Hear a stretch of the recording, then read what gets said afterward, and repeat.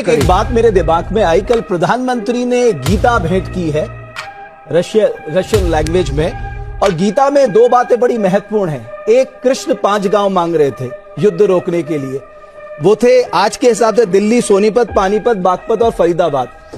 और उसी तर्ज पे पुतिन भी 5 चीजें मांग रहे हैं। वो मांग रहे डोनेस्क, लुहांस्क, क्रीमिया, जेपोरेजिया और खेरसान, और कह रहे नेटो का सदस्य ना बने। तो गीता की किताब क्या सोच समझ के दी होगी प्रोफेसर स्वर्ण सिंह? ये बड़ा दिलचस्प बात है भाई, ये एक संयोग नहीं हो सकता। वहां भी 5 गांव की बात हो रही थी, यहां भी 5 इलाकों की बात हो रही है।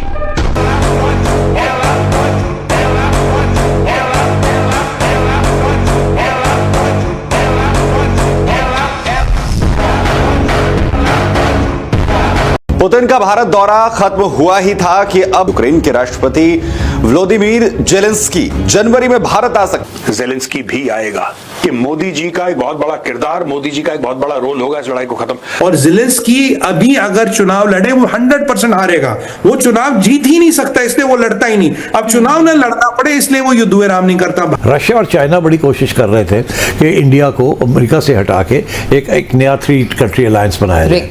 ट्रंप साहब की धमकियां देखी, यूरोप की तरफ से धमकियां देखी, सब तरीके से तमाशा देखा। उसके बाद भी जो दोस्ती है भारत और रशिया के बीच में, उस दोस्ती में दरार नहीं आई। मैं कह रहा हूं कि जब शांति होगी उसमें यह आपको पता लगेगा कि भारत का एक अच्छा खासा रोल था। बाद में 6 माह के बाद या 8 माह के बाद या महीने, साल के बाद जब यूक्रेन के अंदर कोई सेटलमेंट होती है तो America will try and come back to establish a relationship with India. Pakistan में 2 जहाज के बीच में मिड एयर कोलिजन हुआ है। एक खबर आई कि भैया एक J-10C है और एक F-16 है, दूसरी खबर कहती है भैया दोनों ही J-10C है। पाकिस्तान ने सीज फायर मानी अमेरिका की और अप्रिशिएट किया।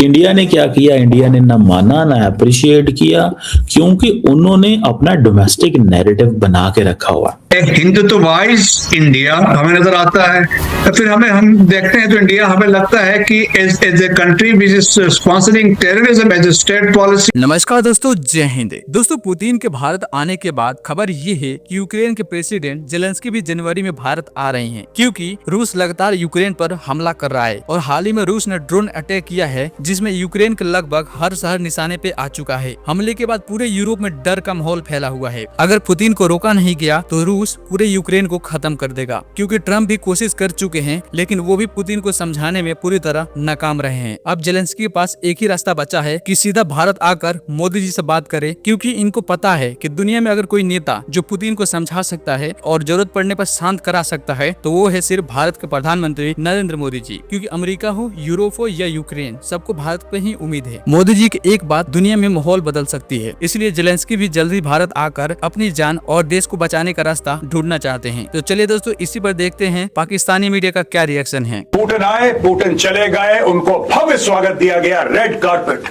सेरेमोनियल वेलकम, स्वागत है आपका। लेकिन अब नई दिल्ली ये कह रहा है कि जेलेंस्की भी आने वाला है, जेलेंस्की भी आएगा। As Russian President Vladimir Putin concluded his 2-day visit to India on December 5th, New Delhi was preparing the next steps in a careful diplomatic balancing act. Moves are afoot to schedule a possible visit by Ukrainian President Volodymyr Zelensky to India in the coming months. The Indian Express has learned the visit could take place as early as January 2026. अब दोस्तों, यहां पे मैंने बहुत पहले बोला था कि रूस और यूक्रेन के बीच में जो लड़ाई खत्म होगी ना, मैंने बहुत पहले बोला था, आज से 1.5 साल पहले। तो लोगों ने बड़ा मजाक उड़ाया, अरे नहीं साहब आप क्या बातें कर रहे हैं। मैं बिल्कुल ठीक बातें कर रहा हूं, ठीक है। मैंने तब बोला था कि मोदी जी का एक बहुत बड़ा किरदार, मोदी जी का एक बहुत बड़ा रोल होगा इस लड़ाई को खत्म। अरे साहब, आपको लगता है इंडिया की वो बात मानेंगे? देखो, साफ सीधी बात है, साफ सीधी बात है। कोई एक ऐसा बंदा है जिससे दोनों बात कर रहे हैं? आप बताइए। यूरोप से पुतिन बात नहीं कर रहा, ठीक है। और जब अमेरिका पुतिन से बात करता है तो आपने देखा है ट्रंप के हाव भाव आपने देखे हैं, ट्रंप बिल्कुल जमीन पे लेट जाता है। जेलेंस्की ट्रंप की बात नहीं मान रहा, जबकि ट्रंप से ले रहा है पैसे और हथियार। तो भाई आखिर बचता कौन है? चाइना बीच में पड़ नहीं सकता, because China is clearly on Russia side. को अमेरिका से हटा के एक नया 3 कंट्री अलायंस बनाया जाए। उधर जा नहीं रहा इंडिया, वो इन प्रिंसिपल तो अग्रीड है मगर उसको एक्टिवेट नहीं कर रहे। उधर से इंडिया चाइना रिलेशंस ठीक नहीं है। वो काफी अच्छी खासी वहाँ अरुणाचल प्रदेश में तो अभी ताजा अभी हमने डिस्कस की हुई है। तो so I think India is in trouble जी and Russia is in trouble. India is in trouble because वो दो कश्तियों में उन्होंने पाँव रखा हुआ है, उनको समझ नहीं आ रही, उधर से रशिया प्रेशर डाल रहा है जी कि आप हमारे साथ तावन करें और don't continue to trade with us and you know, और उधर से रशिया अमेरिका कह रहा है कि कम करो और नहीं तो हम ये कर देंगे।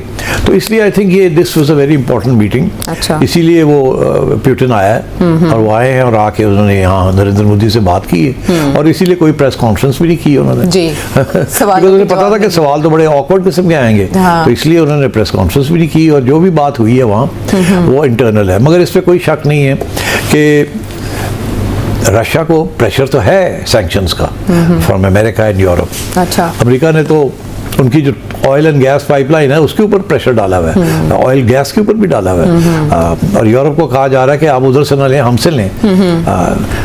और एक उनकी बहुत बड़ी पाइपलाइन थी नॉर्थ स्ट्रीम, वो भी ब्लो अप कर दी थी, पता चल रहा है कि किसने की थी in order to stop Russian gas to from coming into Europe. अच्छा। तो मैं ये समझता हूँ कि India is in a bit of a trouble. अच्छा। और one of the reasons why India is in trouble is that 2024 में गालबन जयशंकर साहब जो है, जो उनके फॉरेन मिनिस्टर हैं, उन्होंने एक किताब लिखी जिसके अंदर उन्होंने प्रेडिक्शन ये की थी कि आगे जी America is going to be the predominant power. अच्छा। और ये इंडिया शिफ्ट हो रहा था हल्का हल्का टुवर्ड्स अमेरिका।